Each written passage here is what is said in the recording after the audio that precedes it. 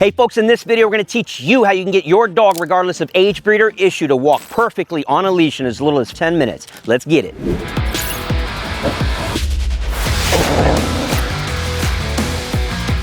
All right folks, we are here with Sunny, 1-year-old golden retriever, and in this video we're going to show you how you can solve this horrible pulling in just 5 to 10 or 15 minutes. But first let me show you exactly what we're dealing with. She's about 65 pounds, maybe 70 pounds, but look at this pulling. In fact, we brought this handy dandy device out so y'all can see, used for like catch a big fish in the lake or something. We're going to use it to show you how hard she pulls, because I'm actually interested myself. We'll go ahead and measure it when we can. Right now we're at 13 pounds, right there, 27. That's not even her pulling as hard as she was just then. Well, I've never used this before. I thought it'd be interesting to showcase. Oh, there we go, there we go. 38 pounds. Y'all get the idea. She pulls hard. Who wants to sit around and get yanked 38 pounds that way, 38 pounds this way? It's silly. It doesn't need to happen. And today we're gonna fix it. So Miss Sunny's 1 year old. She's been in our program 48 hours and I'm over it. We're not gonna deal with the pulling anymore. Now, how we're gonna fix it is a few things, simple steps. I want you to follow along. Step number one, we're gonna use the proper tools. We're not gonna use this flat collar, this martingale collar, because it's not gonna be effective. She's got too much drive. She's a little bit too hard of a dog. So number one, what are we gonna use? The prong collar, right here. Herm Sprenger, 2.25 millimeter, that's what we're gonna use. And for those of you like, I live in a country where they don't have prong collars. You don't need to do it with the prong collar. You just gotta do it like 5 times harder. So prong collar, nice high and tight. We'll go ahead and do what we call double hook it so that it's not quite as intense as a single hook. Step one complete, prong collar installed. Yes, step number two is gonna be, we're gonna do what's called a corrective U-turn. You're gonna see that take place. And step three, it's what we call the sudden stop pop. We combine those two steps, all three of them really. Proper tool with two of the proper techniques, done. Problem solved. All right, so the first thing I'm gonna show you guys is how we prep the dog for the inevitable correction that's gonna come on the prong collar. You can skip this step if you want to, especially if you have a really hard dog, but try not to. And so it's a little pre-step, and that's gonna be, right as soon as we get up here, what I'm gonna do is give her the gentlest little pop on the leash. Pay attention when I said pop, not pull, a pop. So let me show you what that looks like starting right now. It's gonna be pop. I'm gonna move backwards and pay her with food. Let her know I got good stuff. If you got a dog that's not food motivated, you pretty much want to skip this step. But she happens to have some food motivation. So let me show you that again. There's gonna be, I'll even do it while she's itching. Pop, come get some food.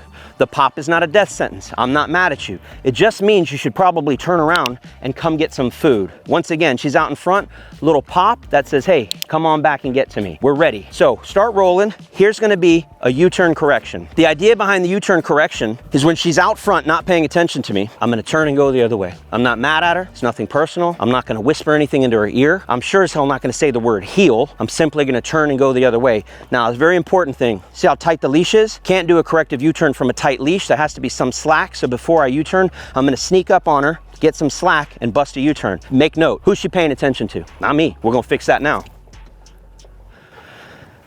On a scale of 1 through 10, felt like a 3 or 4. I have to do a few more of those. They're gonna happen in rapid succession, so get ready for those. This corrective maneuver, the corrective U-turn, look at that, looky, already getting better. But let me pause for a minute and just explain to you why this is working. The dog is learning through a style of training called free shaping. What is she learning? You went to the end of the line. You, if it didn't feel good, that's your fault. That's 3. Don't let the breed fool you now. Golden retrievers can be kind of soft, a little sensitive, but she's got a lot of drive, so she could care less. So now we'll go to single hook. There we go. It's gonna about double the power. Already better. It's not fixed, but it's better. And now, good girl, look at that. Now you would say, why didn't you start out paying her treats right here? Because she's 6 feet out in front of me. How am I gonna get her to be here? Now she's here, yin and yang, baby. We gotta fix the problem, the thing that we don't want, before we can start rewarding for the thing that we do want. Oh, ho, ho, ho, ho, ho. Snap, crackle, pop. In it to win it. She's about ready for the sudden stop pops. Remember, I told you you're gonna start with those corrective U-turns. I think we have 4 or 5 under our belt, and look at the magic. It really is that simple. If you wanna find out more about how you can get your dog trained to be the best that they can be, you gotta check out our online courses at DIYcanine.com. I'm gonna pay her a little bit behind me since she keeps cheating out front. With you don't get paid out here, you get paid here. What are we, 5 minutes in? Here comes the corrective stop, the what we call sudden stop pop. It will come when she's not looking at me. She's still doing better. Look, the line is loose. Corrective U-turns will bring them from 6 feet to around the 1 to 2 foot mark. I'm gonna basically stop on a line, an invisible line or a mark on the floor. There's this black mark coming up. I'm gonna stop on it, she won't. And when she doesn't, it's nothing personal. I'm not mad at you, don't cross the line. And you can still get paid when you look at me. That's all we're teaching her to do. We're gonna do it again. I'll find another random mark on the ground or not. When I stop, if you don't stop, you run out of leash. That's all. It's nothing personal. If we weren't talking to the camera, there would be no words being said really to her, other than maybe if she's looking at us, we could tell her she's doing a good job. Good girl. And we can pay her. So it's gonna be harder and harder to sneak in those sudden stop pops because look at her paying attention to me more. I wanna again emphasize, look how I'm holding the leash now. I'm still wrapping it in preparation for the sudden stop pop that I need, but here we go. A little mark on the ground, right. So my job is to keep her from falling off the cliff.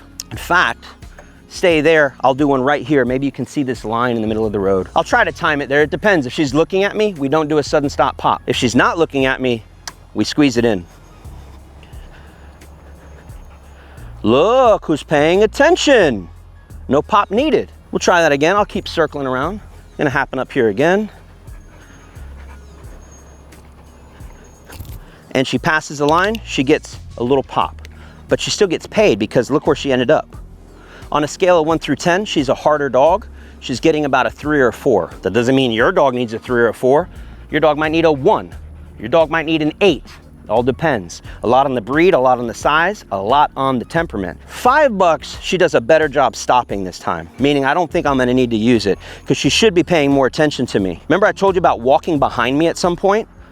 Holy folks, solved. That's it. It really is that simple. Getting your dog to walk properly on a leash does not take 3 months, 6 months. 80 pounds of the highest, most expensive dog treats you can find, steak and caviar, kibble, and a leash, and a prong collar. And for those of you like, I live in a country where they don't have prong collars. You don't need to do it with the prong collar. You can do everything I just showed you without a prong collar. You just gotta do it like 5 times harder. And I don't think that's fair to the dog. I don't think it's good for their trachea. The prong collar goes 360. It distributes the pressure 360. Those flat collars, right on the trachea. No good, not a fan. Now you wanna try this on a harness? Good luck, don't do it. It's just a joke. Don't use a harness, folks. Well, I can just feel the difference. I'm not getting pulled anymore. Look at this, with an auto sit. How about that? I'm not saying this is 100% perfect, but this is already night and day difference than when we started. And in her mind, this is what she's doing. She's not paying attention. She's like, yo, what's that squirrel doing? She feels this. She goes, ow, what was that? Oh, you stopped. When you stop and I don't stop, I run out of leash. Look at this, man. Compared to what we had before on the weight scale thing, 30 to 38 plus pounds of just yoking me here and yoking me there. This is how much work you can get done with proper balance training. What is balance training? Yin and yang. If you do good, I pay you. If you mess up, we will let you know. And you remember when we started the walk, which was just up here? The last thing this girl was doing, I made a note of it. How much percentage was she paying attention to me? 0. She was 6 feet out in front of me doing anything but paying attention to me. Now, checking in. The proof's in the pudding. Can't recommend it enough. Imagine we do this now every day going forward, every walk going forward. You're gonna say, oh, but I gotta do this to my dog every day? No. You do this the next 1, 2, or 3 walks. You know what happens on your 4th walk? You start your walk like this, not like how we started. So that's the name of the game, baby. We're back at the beginning. Look who stopped on a dime. Try it at home. Post in the comments below where you're from, how old your dog is, the breed, and what your results are following this method. They're like, yeah, but will it work for a golden retriever? Yes, it will. Will it work for your Great Dane? Yes. It'll work with 99.99999% of dogs, maybe 100%. All right, thanks a lot. Thanks for watching. Post in the comments below. See you in the next one. Come on, baby.